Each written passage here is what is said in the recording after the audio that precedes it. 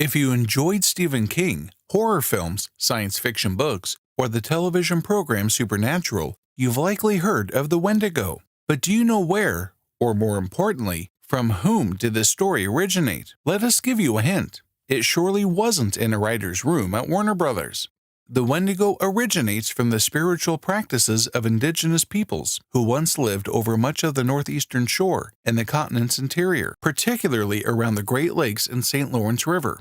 The population is a diverse mixture of several different cultures and nationalities and speaks several related dialects of the Algonquian language. As a result, they're often referred to as Algonquin people.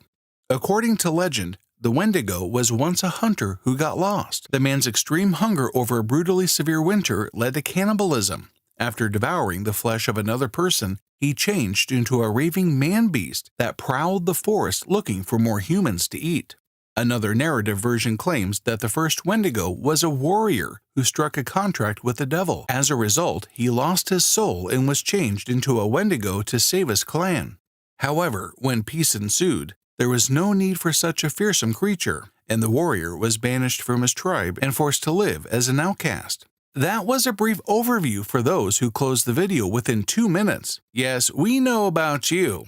Let's dive deeper into Wendigo's story for our amazing viewers who want to know the gist of the story. According to several witnesses who have claimed to have seen it, the creature is a relative of Bigfoot. However, according to other accounts, it is more like a werewolf. Most Wendigo sightings have been reported in Canada and colder northern U.S. states like Minnesota, since the creature is thought to thrive in cold climates. The Algonquin tribes attributed Wendigo assaults to several inexplicable disappearances at the start of the 20th century. Despite being a voracious predator, the Wendigo is not the biggest or strongest animal. Although close to 15 feet tall, he is frequently referred to as having an emaciated physique. This may be explained by the idea that he never feels satisfied by his cannibalistic cravings. Instead, obsessed with hunting for new victims, he is forever hungry until he's eating another person. According to ethnohistorian Nathan Carlson, the creature is also rumored to have enormous razor-sharp claws and eyes resembling owls. However, some other people simply describe it as a skeleton-like figure with ash-toned skin. But no matter which version sounds the most plausible, this is obviously not a creature you'd want to run into on a hike. The Wendigo's agility and speed are described differently in various versions of the mythology. He is said to be extraordinarily fast and able to walk for extended periods, even in chilly winter weather. Others claim he walks more shakily, as if he's falling apart, but speed wouldn't be a necessary skill for a monster of this nature. Unlike other dreadful carnivores, it does not depend on pursuing its victim to catch and consume it. His ability to imitate human sound is actually one of the most terrifying characteristics. He draws people away from civilization by luring them in with his talent, assaults them, and then feasts on them once he has cornered them in the forest's barren depths. Now, wait, what if you simply ignore these calls? Wouldn't that save you from this horrific creature? Well, don't be fooled into believing you're safe indoors. The Wendigo has the ability to open doors and enter houses, where it would kill and consume the occupants before transforming the buildings into Wendigo homes for hibernation. So, can you outgun a Wendigo if you can't outrun one? Not quickly. A Wendigo that is hurt regenerates. Most Native American folklore describes a Wendigo's physical appearance resembling a person's. It grows bigger and bigger with time. The Wendigo is said to have a heart of ice and a voracious appetite for flesh that causes it to eat its lips off. The secret is to pierce the Wendigo's icy heart using silver bullets, a pure silver sword, or a stake.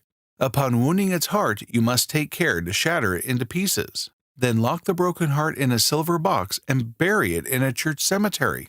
Not one to seek an easy end, the Wendigo's remaining parts must be severed with a silver-plated axe before the body can be salted, burned, and its ashes sent to the winds. Alternatively, you might bury the parts in a far-off place. According to the Algonquian people, a significant portion of their population vanished at the turn of the 20th century. The Wendigo was known as the spirit of lonely places by the tribes who ascribed many mysterious disappearances to him. The word Wendigo is sometimes loosely translated as the wicked spirit that devours people. This translation has something to do with yet another variation of the Wendigo, which has the ability to possess people and curse them. Once he has gained access to their brains, he may also transform them into Wendigos by instilling a similar need for human flesh. Whether you think the Wendigo stalks the woods at night or not, this isn't simply another boogeyman tale designed to frighten people without any justification. For many indigenous tribes, it also has historical importance. Wendigo mythology has a long history linked to contemporary issues like violence, avarice, and selfishness. It also has something to do with the numerous cultural taboos against these harmful activities and behaviors. The myths and legends of the Wendigo reflect a lot about the values, lifestyles, social systems, and cultural practices of the people who tell them. Some people use Wendigo stories as a reminder of the importance of community and, more crucially, of the potential consequences of excluding people from it. Extreme hunger, cold, and isolation are three factors that can create Wendigo. For many First Nations people living in the northern boreal forests, these factors were constant and dangerous realities of existence. In fact, most Wendigo tales begin with a person or small group being stranded for a long time in the forest without food, by themselves, or in the cold. It was rumored that Wendigos would kill lone travelers or a group member, briefly adopt their identity, and then kill any additional people they came across. Similarly, the legendary greed of the Wendigo symbolized attitudes of sharing in many indigenous communities. In the wild, community cooperation and sharing of resources were frequently necessary for human survival. Any person who resisted sharing community resources, particularly during times of severe scarcity, was seen as a monster. Sean Smallman, a historian, claims that the Wendigo is still viewed as a representation of greed in contemporary culture as it appears in capitalism and corporate consumerism. One of the most notable incidents of this creature is the tale of Swift Runner, a Native American who killed and ate his whole family during the winter of 1879 to 1880. According to Animal Planet, Swift Runner allegedly claimed to have been controlled by a Wendigo ghost when the killings were made, but he was nonetheless hanged for his crime. Some people think the human personality still lives inside the Wendigo, notably where the creature's heart should be. This person is frozen, and killing a Wendigo also necessitates killing the human inside it. A few legends state that the frozen person is successfully rescued from inside the creature. In most cases, however, death is the only way to free a person from the Wendigo. The Algonquin tribes attributed Wendigo assaults to some unsolved disappearance at the start of the 20th century. An 87-year-old man named Jack Fiddler went on trial for the murder of a woman at the turn of the 20th century. Even though he admitted to the crime, he defended himself by claiming that the victim was about to turn into a Wendigo because she was under the evil spirit's control. Therefore, she had to be put to death before she went on to slaughter more tribespeople. Fiddler claimed to have killed at least 13 more Wendigo in addition to this woman throughout his lifetime. However, believers claim that there are still Wendigos in the forests. A human man who was once merely a hungry hunter may still be hiding beneath that horrible flesh-eating beast. Horrifying, isn't it?